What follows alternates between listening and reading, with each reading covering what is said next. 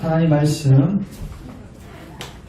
로마서 14장 1절부터 12절까지 교독 하겠습니다.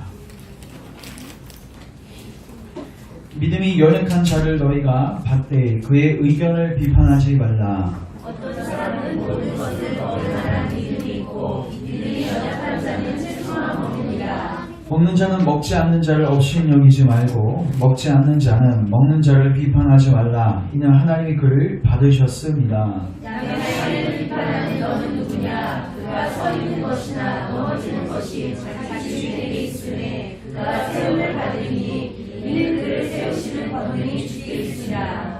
어떤 사람은 이 날을 전날보다 낮게 여기고 어떤 사람은 모든 날을 같게 여기나니 각각 자기 마음으로 확정할지니라. 나를 주님이 여기는 자도 주를 위하여 주님이 여기고 먹는 자도 주를 위하여 먹으니 이는 하나님께 감사하며 먹지 않는 자도 주를 위하여 먹지 아니하며 하나님께 감사하느니라. 우리 중에 누구든지 자기를 위하여 사는 자가 없고 자기를 위하여 죽는 자도 없도다. 우리가 살아도 주를 위하여 살고 죽어도 주를 위하여 죽나니 그러므로 사나 죽으나 우리가 주의 것이로다. 이를 위하여 그리스도께서 죽었다가 다시 살아나셨으니 곧 죽은 자와 산 자의 주가 되려 하십니다. 내가 어찌하여 내 형제를 비판하느냐? 어찌하여 내 형제를 업신여기느냐? 우리가 다 하나님의 심판대 앞에 서리라. 기록되었을 때 아닙니다. 12절입니다. 이거 기록되었을 때 주께서 이르시되 내가 살았노니 모든 무릎이 내게 꿇을 것이요 모든 혀가 하나님께 자백하리라 하였느니라. 그러므로 우리 각 사람이 자기에게 하나님께 직고하리라. 아멘. 기도합니다. 사랑의 하나님, 오늘도 우리의 마음을 여셔서 하나님의 복음의 말씀, 진리의 말씀 깊이 깨닫게 하시고 우리 가운데 적용되어져서 우리의 삶이 변화되어지고 새롭게 되어지는 귀한 은혜를 허락하옵소서. 오늘도 부족한 종을 십자가 뒤에 감춰주시고 오직 성령의 능력과 큰 확신을 가지고 주님께서 증거하시기 원하는 말씀만을 주의 뜻 본의대로 증거하게 하옵소서. 예수님의 이름으로 기도합니다. 아멘. 오늘 로마서 14장 1절부터 12절 말씀을 통해서 따라하겠습니다. 주변의 문제들. 자, 이런 제목으로 하나님의 말씀을 나누도록 하겠습니다. 우리가 이제 12장 13장을 다 보았는데 12장 13장에서 대단히 많은 다양한 관계들을 다루었습니다. 성도 안에서의 관계, 그리고 원수들과의 관계, 그리고 국가 위정자들과의 관계, 이 관계 속에서 어떻게 행해야 하는지를 다루었는데 이제 14장에서는 이제 좀 더 성도와의 관계 속에서 구체적인 문제에 포커스를 두고 사도 바울이 건면하기 시작합니다. 그러니까 12장하고 13장은 다소 조금 추상적인 이야기였다면 이제 14장에서는 정말로 디테일합니다. 그래서 여러분 14장을 잘 묵상하시면 이게 진짜 우리 얘기네, 이게 진짜 한국교회에서 일어나고 있는 일들이네, 해야 될 새 것이 없다고 2000년 전에 있었던 로마교회 일들, 문제가 고스란히 지금 한국교회 그리고 우리 교회에 일어나고 있습니다. 그래서 여러분들이 로마서 14장을 잘 이해하시면 되게 실질적인 도움을 받으실 수 있습니다. 그래서 이 부분들을 오늘 잘 살폈으면 좋겠습니다. 여러분, 기독교는 율법을 폐하는 종교입니까? 아니면 율법을 완성하는 종교입니까? 완성하는 종교죠. 그리고 예수님께서 우리를 위해서 십자가에 못 박히고 돌아가셔서 우리는 율법에 대해서 자유합니다. 그러나 우리는 이제 하나님의 사랑 안에서 또 율법을 지켜야 하는 순종해야 할 사람들이에요. 그래서 로마서 13장에서 이렇게 되어 있었습니다. 사랑은 율법의 완성이야. 그래서 우리가 하나님을 사랑하고 이웃을 사랑하는 이 삶을 살다 보면은 하나님의 율법과 계명을 순종하고 지킬 수밖에 없다. 자, 근데 성경에 분명히 명시되어져 있는 것은 우리가 반드시 지켜야 합니다. 자, 근데 성경에 명시되지 않는 부분들이 있어요. 이걸 우리는 주변의 문제들이라고 칭할 겁니다. 주변, 메인이 아니고 본질이 아니라 서브, 주변에 있는 문제들. 예를 들어 보겠습니다. 성경에 술에 관한 이야기들은 나와 있습니다. 어느 정도 나와 있어요. 근데 여러분 담배에 대한 이야기 나와 있습니까? 담배를 펴야 된다 말아야 된다. 피지 마. 담배에 대한 이야기는 안 나왔죠. 교회 예배의 순서, 여러분 사도신경이 있어야 합니까? 없어야 합니까? 십계명이 있어야 합니까? 없어야 합니까? 있어야 한다면 언제 해야 합니까? 저희 교회 제가 봤을 때 예배 순서 좀 독특하긴 해요. 어떻게 하다가 이렇게 바꾸다가 십계명을 제 앞에 놓는데 간혹 이렇게 되면은 이거 이상한 거 아니야? 이렇게 생각할 수 있죠. 그리고 교회에 악기를 사용해도 됩니까? 사용하면 안 됩니까? 드럼, 전자악기. 제가 예전에 사역했던 데는 보수적인 교회에서 드럼 쓰면 권사님들이 노발대발했어요. 담임 목사님도 나중에는 그 청년부 찬양 예배 때는 드럼을 이렇게 오픈해놓고 그 천막 같은 걸로 이렇게 커튼 같은 걸 이렇게 덮어놓고 드럼 사용해야 되는지 말아야 되는지 이런 것들은 성경에 나와 있지 않습니다. 그럼 제가 묻겠습니다. 이 문제가 중요합니까? 안 중요합니까? 중요합니다. 왜 그러냐면 여러분 성경에 분명히 명시되어져 있는 것은 사실 성도들 안에 분쟁의 요소가 안 돼요. 여러분 법이 분명하게 명시되어져 있으면 A하고 B가 싸울 때 크게 논쟁이 되지 않습니다. 그러니까 법적으로 탁탁탁 일을 보면 돼요. 근데 이 성경에 나와 있지 않는 거는 A라는 사람하고 B라는 사람의 의견이 달랐을 경우에 쟁론과 논쟁의 요지가 되는 거예요. 요소가 됩니다. 그래서 저는 사실 교회 안에서 분란의 대부분의 문제는 교리나 진리나 분명한 그 본질적인 문제 때문에 생기기보다는 이런 진짜 서브의 문제들, 주변의 문제들 때문에 생기려고 봅니다. 그래서 이 부분들에 대해서 우리가 어떻게 이해하고 어떻게 해석해야 되는지를 오늘 살폈으면 좋겠습니다. 우리 1절 잠깐 보겠습니다. 1절 대원칙을 이야기하는데 우리 같이 한번 읽겠습니다. 시작.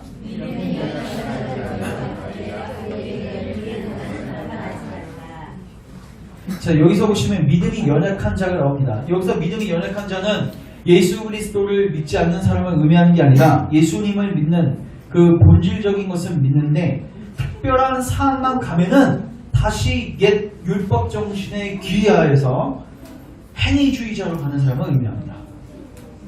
다시 한번 여기서 믿음이 연약한 자는 당신이 어떻게 구원받습니까? 하면은 이 사람은 어떻게 대답하냐면 예수님 믿어서 구원받습니다. 이렇게 대답을 해요.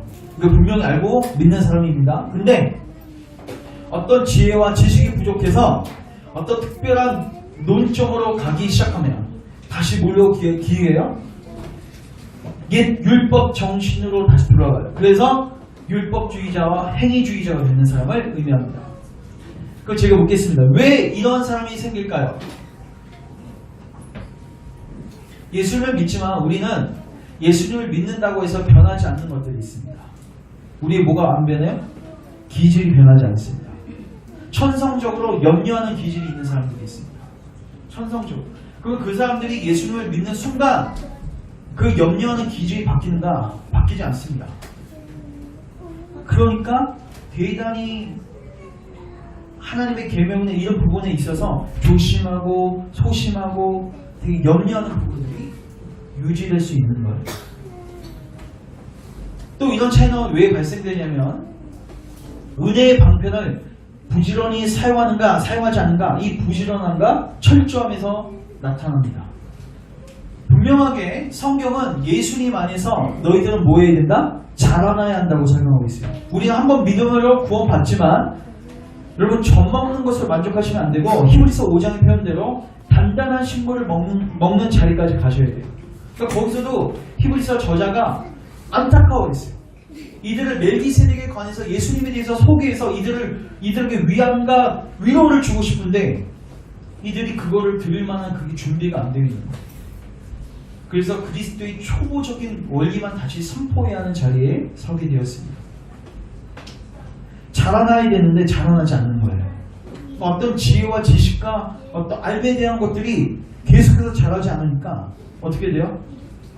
다시 옛 율법 정신으로 회귀해서 율법주의자가 되는 것입니다.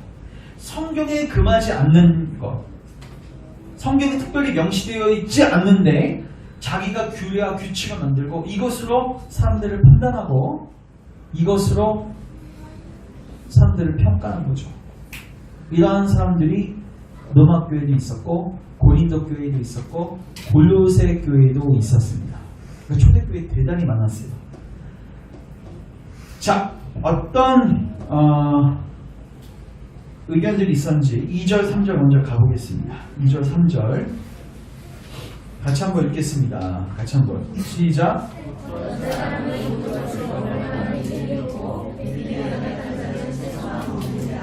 먹는 자는 먹지 않는 자를 없이 여기지 말고 먹지 않는 자는 먹는 자를 비판하지 말라. 이는 하나님이 그를 아시었습니다. 그 당시에 어떤 믿음이 열악한 자들이 있었냐면 먹는 것 갖고 따지는 사람들이 있었어요. 저도 이제 사실 군대 생활했을 때 한 고참이 안식교에 있었는데 토요일마다 외박증을 받고 종교 행사를 나갔습니다. 교회 안에는 그 부대 교회 안에는 안식교가 없기 때문에 그 종교를 지키기 위해서는 그 외부에 있는 교회를 나가야 됐어요. 근데 그것도 토요일 날, 거기는 토요일 날 예배를 드리고 그리고 그 안식교에서는 철저하게 먹는 거에 있어서 제한을 합니다. 근데 그 고참이 먹는 걸 보면요, 고기를 안 먹어요.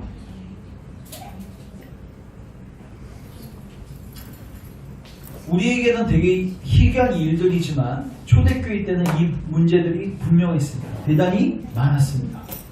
그래서 교회 안에서 이 사람들이 고기 먹는 형제들을 보고 야, 너 어떻게 그 고기를 먹을 수 있어? 하나님을 사랑한다는 너가, 구원받은 너가, 너 채소만 먹어야 돼. 이렇게 뭐 하는 거예요? 비판하고 정죄하는 거죠. 그러면 이 사람한테 너 어떻게 구원받냐? 하나님께 어떻게 받아들여지냐 하면 대답은 이렇게 합니다. 예수님 믿어서 구원받지. 근데 그 행동, 그 구체적인 특정한 행동을 잘 보면 이거 예수님 믿는 것 같지가 않아요. 하나님의 자녀가 되는 것이 채소를 먹어야 하는 것으로 조건부 거는 거죠. 자, 그 다음에 4절 보십시오. 5절 같이 한번 읽겠습니다. 시작. 어떤 사람은 이날을 전날보다 낮게 여기고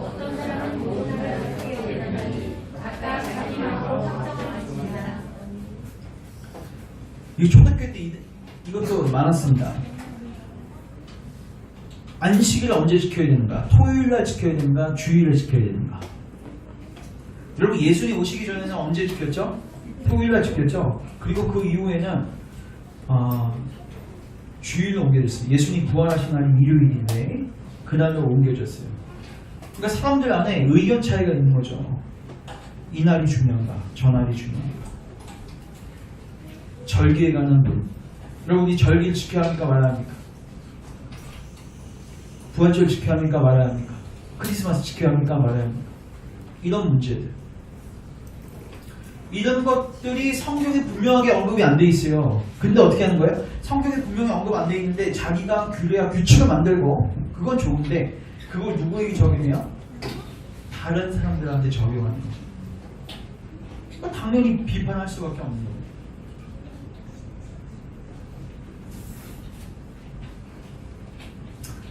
교회사 속에서 이런 예들이 있습니다. 성찬식에 누굴 참여하게 할 것인가? 여러분, 성찬식에 아무나 참여하지 못하죠. 교인들만 참여하고 세례 교인만 참여합니다. 그리고 세례 교인 중에서도 성경에 분명히 명시되어 있습니다. 자기를 살피고 떡을 먹어야 한다. 누굴 살피고? 자기를 살피고.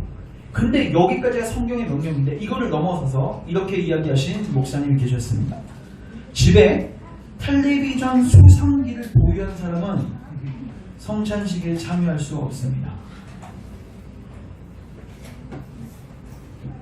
그리고 침례교에서 이런 일들이 있었는데 침례받지 않는 자는 성찬식에 참여할 수 없습니다. 그러니까 물에 완전히 들어갔다 나온 거 말고 물을 찍어가는 세례를 받는 사람은 참석할 수 없다는 거죠. 근데 성경은 예수 그리스도께 대한 분명한 신앙 고백이 있으면, 그리고 세례 교인이면 뭐 할 수 있어요? 참석할 수 있죠. 근데 하나님께서 제정하신 그 바운더리 말고 그 외의 바운더리를 자기가 만들어서 그게 적용한 거죠. 자기가 그것을 이야기할 권리가 있냐는 거죠.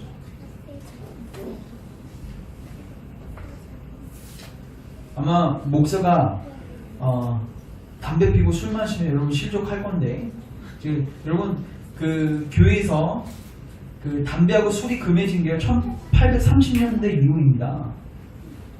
저도 놀랐는데, 여러분 그 찰스 스펄전 목사님 아십니까? 정말로 복음의 핵심을 아셨고 그걸 선포했던 정말 설교의 황태자라는 칭호가 있는 분이셔요. 저한테 이제 설교집이 다 있는데 그분 거 읽어보시면 복음이 클리어하고 정말 탁월하게 설교했던 분인데, 그분 설교집 보면요 메인 사진이 뭐냐면 담배 피고 있는 사진이에요. 파이프 담배. 근데 여러분 이건 저는 이번 설교 준비하면서 알게 됐는데, 그 당시에 그러니까 지금도 이제 목회자들 사례비 줄 때 이렇게 사례비 뭐 목록 있잖아요. 도서비 뭐 무슨 비. 근데 그때는 무슨 비가 있었냐면, 목사님 그 뭐지 출퇴근할 때 말 있죠. 말 먹이값, 그리고 담배값, 그리고 맥주값. 부러우십니까? 만약에 그거를 여기 끌고 들어오면 반 이상은 정지하겠죠. 담배 피자는 얘기 아니고 술 마시자는 얘기 아닙니다. 제 사람에 그걸 넣어달라는 얘기는 더더욱 아닙니다. 중요한 거는 성경에 우리는 나와 있지 않는 어떤 기준들을 세워서, 규칙과 규례들을 세워서 그 사람들을 비판하는 경향이 우리 안에 너무 많다는 거예요.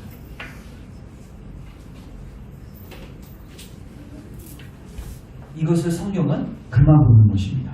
여기 보시면 다시 3절 다시 한번 읽겠습니다. 같이 한번 읽겠습니다. 시작.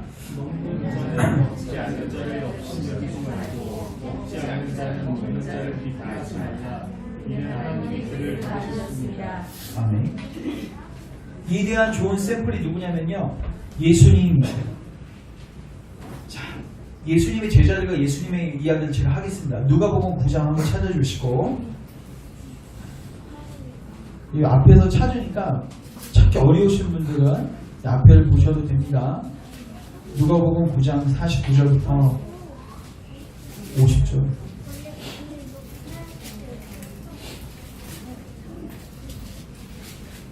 아마 여러분이 좀 들어보셨을 기사입니다.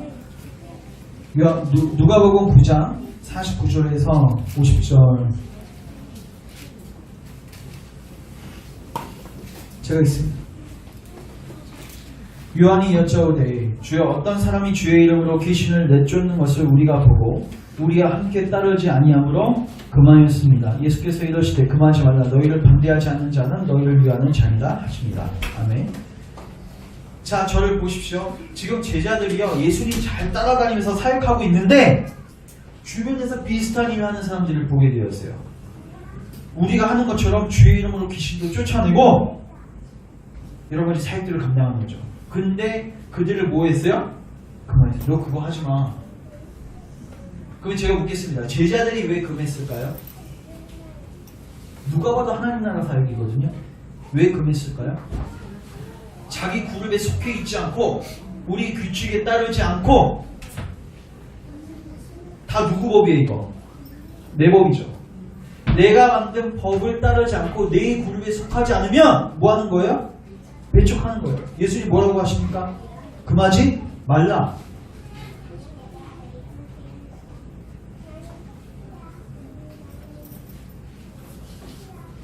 여러분 성경에 분명히 금하지 않는 것들에 대해서 여러분들이 규칙과 규례를 세우고 여러분 지킬 수는 있습니다. 그러나 절대로 그것으로 판단을 해서는 안 됩니다. 그리고 더 나아가서는 이게 정말 더 중요한데 이제는 여러분들도 그러한 규례와 규칙들을 뭐 하셔야 돼요? 무너뜨리셔야 합니다. 물론 사도 바울은 기다려줍니다. 사도 바울은 연약한 자들을 분명히 꾸짖습니다. 너 그렇게 행동주의로 율법주의로 가면 안 돼. 꾸짖지만 중요한 거는 그가 그것을 알기까지는 본인이 뭐 해줘요? 음식도 자제해줘요.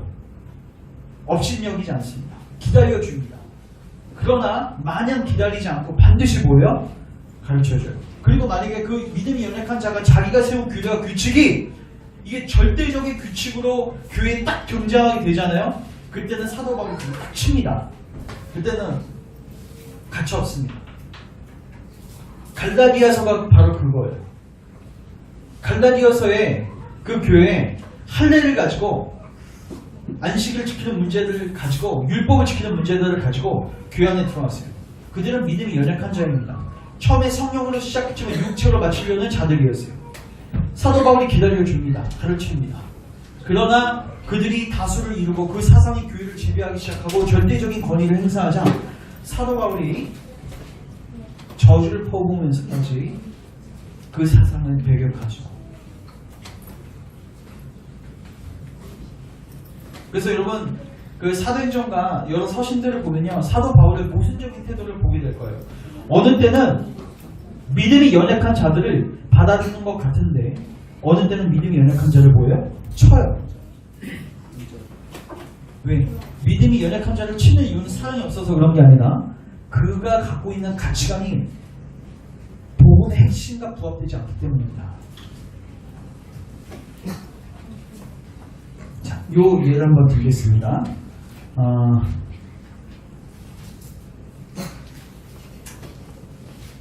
사도행전 16장 1절부터 3절.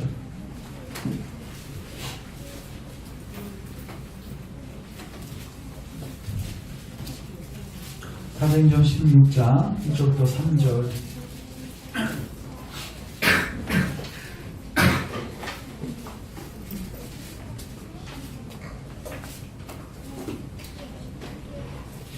사도행전 16장 1절부터 3절. 자, 제가 읽습니다. 바울이 더베와 누스드라에도 이름에 거기 디모데라는 제자가 있어요. 누가 있습니까? 디모데. 근데 엄마가 유대 여자고 아빠는 누구예요? 헬라예요. 자, 근데 이제 디모데가 예수님 믿게 됐어요? 안 믿게 됐어요?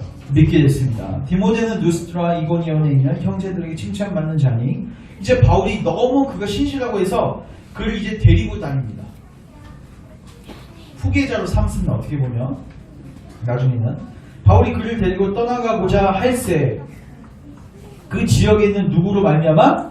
유대인으로 말미암아 그를 데려다가 뭐를 행하니?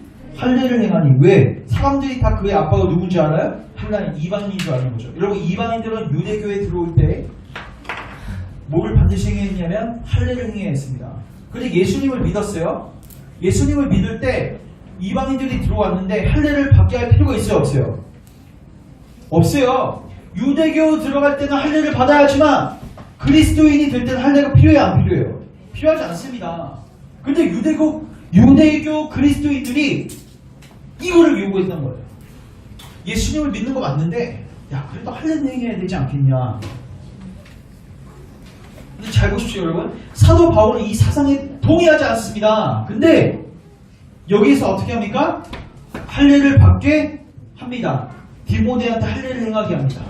왜요? 소유하고 분쟁을 원하지 않았습니다. 자, 근데 정반대되는 행동을 하는 게 나오는데 갈라디아서 이거 한번 찾아보세요. 갈라디아서 2장.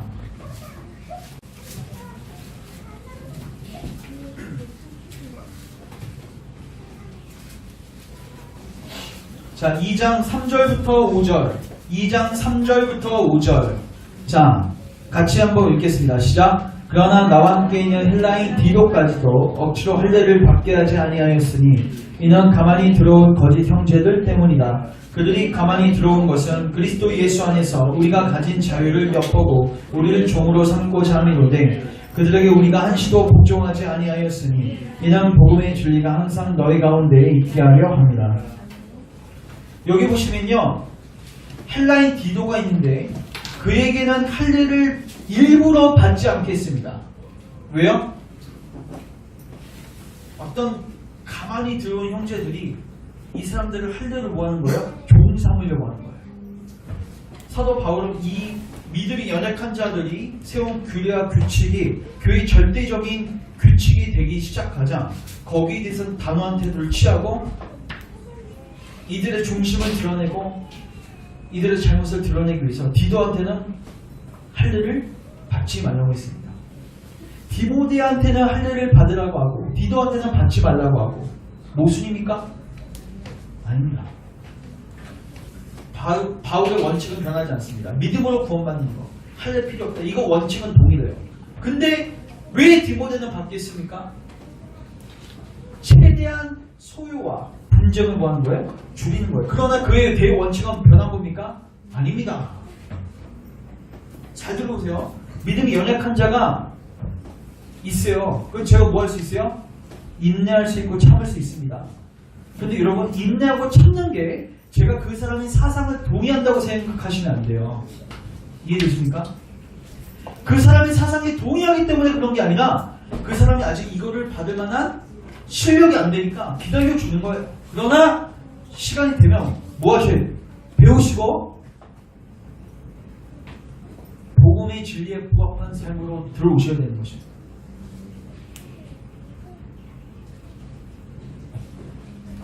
자, 다시 로마서 가십시오. 요 부분만 이제 이야기하겠습니다.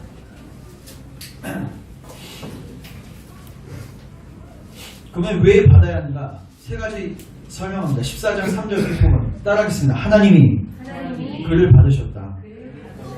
하나님이 받았으니까 너도 받아야 한다는 거예요. 그건 제가 묻겠습니다. 하나님이 받으면 어떻게 할 수 있습니까? 예수 그리스도께 대한 분명한 신앙 고백. 이것이 있으면 주변의 문제들에 대해서 나하고 의견이 달리하더라도 규례와 규칙을 내가 만든 규례와 규칙을 지키지 않더라도 당신은 받으셔야 합니다. 왜? 하나님이 받으셨습니다. 두 번째 따라하겠습니다. 4절 보시면 제가 읽겠습니다. 남의 하의를 비판하는 너는 누구냐? 그가 서 있는 것이나 넘어지는 것이 자기 주인에게 있음에 그가 세움을 받으리니 이는 그를 세우시는 권능이 주께 있습니다. 두 번째는 그가 하나님의 종이기 때문입니다. 여러분 그 당시에는요 누군가가 이웃을 초대했는데 그 이웃이 자기의 종을 가지고 책망을 하거나 채찍질하면은 그 예의가 있는 거 없는 거예요. 우리에게 적용하면 이웃이 엄마를 초대했는데 그 엄마가 내 자식을 막 혼내고 있는 거예요. 그럼 어떻게 하면 생각한 거예요? 개념 없는 거죠. 혼낼 수는 있습니다. 공의로. 근데 룰이 아니라는 거예요. 우리 주변에 있는 사람들, 성도들 누구의 종이? 내 종이에요? 여러분 종이에요? 여러분 제 종입니까? 그것도 아니잖아요. 여러분 누구의 종입니까? 하나님의 종이잖아요. 그러면 여러분 개개인이 누구의 통제받으시면 돼요? 하나님 통제받으시면 돼요. 하나님의 통제를 받는 사람한테 내가 월권 행사하지 말라는 것입니다. 그 다음에 정말 세 번째 이게 더 중요한데 따라하겠습니다. 이는 그를 세우시는 권능이 주께 있다. 이게 뭐냐면요. 사실 그 사람을 정죄하고 비판하는 것은 누굴 정죄하는 거예요? 하나님. 그 사람 누가 만들어 가십니까? 하나님. 그를 세우시는 권능이 누구에게 있습니까? 하나님. 사실 그 사람에게 대놓고 얘기하는 것은 하나님 형편 없으시네요. 왜 저 사람을 왜 저 정도밖에 못 만드시는 건가? 여러분 옆에 있는 이웃이 여러분 자녀를 혼내면 사실 누굴 혼내는 거예요? 서로를 혼내는 겁니다. 여러분 하나님을 능력 없으신 자로 하나님 권능이 없으셔. 이렇게 만들지 마십시오. 성도의 견인 도리를 부인하는 자, 내 안에 착한 일을 시작하신 그가 그리스도 예수의 날까지 모든 것을 완전히 이루십니다. 이것을 아는 사람은 기다려줄 수 있습니다.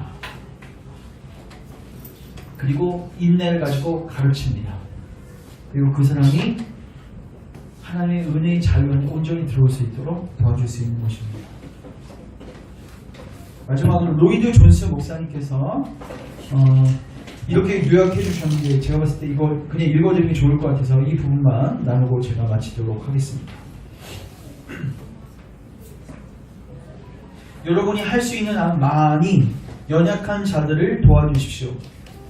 그러나 연약한 자, 즉 자기 규례를 가지고 지키는 자로 하여금 주장하는 자가 되기는 허락하지 마십시오. 사람들에게 거친 돌이 되는 일은 피하십시오. 이거 뭐죠? 때로는 디모데에게 할 일을 맡기는 것처럼 양보해 주라는 거예요. 거친 돌은 최대한 피하라는 거예요. 그리고 그들을 깨우치려 애를 쓰고 그들을 인내하십시오. 오래 참으십시오. 그들을 달래고 돕기 위해서 할 수 있는 한 멀리까지 나아갈 준비가 되어 있음을 보여주십시오. 그러나 결탄코 복음의 원리는 포기하지 마십시오. 절대적인 어떤 것을 뒤로 물리지 마십시오. 그들의 연약함으로 하여금 교회 정치나 교회 질서의 주도적인 원리가 되도록 허락해서는 결코 안 됩니다. 무엇보다도 주변적인 문제들을 기준 삼아 그리스도인인지 아닌지의 여부를 결정하는 일을 결코 허락하지 마십시오. 복음의 원리는 사소하게 그들이 그 지식과 그 이해 자리에 갈 때까지는 기다려주는 이 사랑의 원칙을 가지고 교회를 섬기라는 거죠. 요 얘기만 하고 마치겠습니다. 제가 예전에 사역했던 교회에서 아까 드럼 문제를 이야기했는데 제가 청년부에서도 찬양 인도를 해봤고 3층 분당에서 노건사님들을 모시고 찬양 인도를 해봤습니다. 청년들을 데리고 있을 때는 세션을 다 썼습니다. 그리고 제가 제자교회 그 찬양팀을 했었기 때문에 제가 아는 지체들을 불렀어요. 몇 명을 불러서 나름대로 그냥 어떻게 보면 조금 이렇게 세션을 잘 활용해서 했습니다.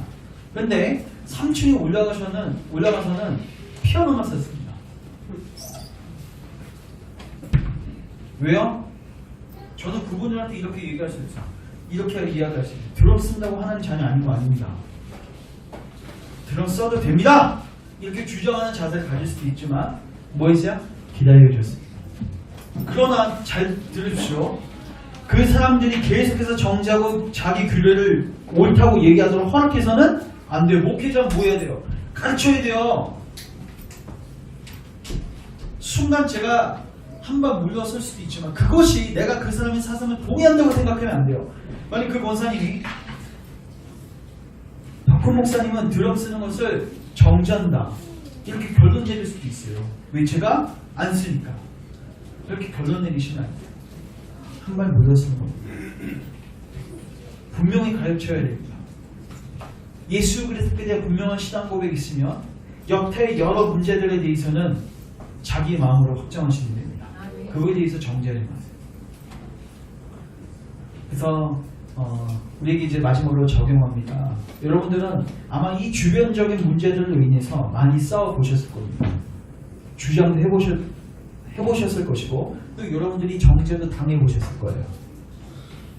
자, 이제 제가 고민합니다. 여러분들은 성경에 분명히 나와 있는 원칙 외에 여러분들의 규례와 규칙을 만들지도 말며 이것들로 주장하지 마십시오. 그리고 주변에 있는 사람들이 여러분에게 주장해요. 그러면은 그 사람 없이 여기지 마세요. 일단은 뭐 하세요? 사랑의 마음으로 바라주십시오. 그러나 오묘함을 가지고 가르치십시오. 그래서 그 사람도 복음의 진리 안에서 자유함을 누릴 수 있도록 여러분 협력하시고 노력하셔야 합니다. 그래서 우리 열방교회가 이러한 자리에 가서 정말 복음이 구체적인 삶의 현황 속에 적용되어지는 것을 경험했으면 좋겠습니다. 기도하겠습니다. 사랑의 주님 감사합니다. 이 복음을 우리 삶의 모든 영역, 교회 모든 영역에 적용하시는 하나님을 찬양합니다. 특별히 이 주변의 문제들, 아디아포라의 문제들 하나님 참으로 많은 지혜가 필요합니다. 주님 우리에게 지혜를 주십시오. 믿음이 강한 자들은 연약한 자들을 없인 여기지 말고 기다리게 하시고 인내하게 하시고 그들을 받게 하시고 인내를 가지고 그들을 가르쳐 그들도 복음의 자유함에 들어올 수 있도록 돕게 하옵소서. 그리고 믿음이 연약한 자들은 이제 말씀을 부지런히 읽고 하나님을 아는 지식에 있어서 은혜를 아는 지식에 있어서 자라가서 이제 모든 규례와 규칙을 내려놓고 사람을 비판하는 자리에 서지 않도록 주님 은혜를 베풀어 주시옵소서. 그러므로 우리 열방교회가 이 복음이 모든 영역 속에 적용되는 은혜를 경험하게 하옵소서. 예수님의 이름으로 기도합니다. 아멘.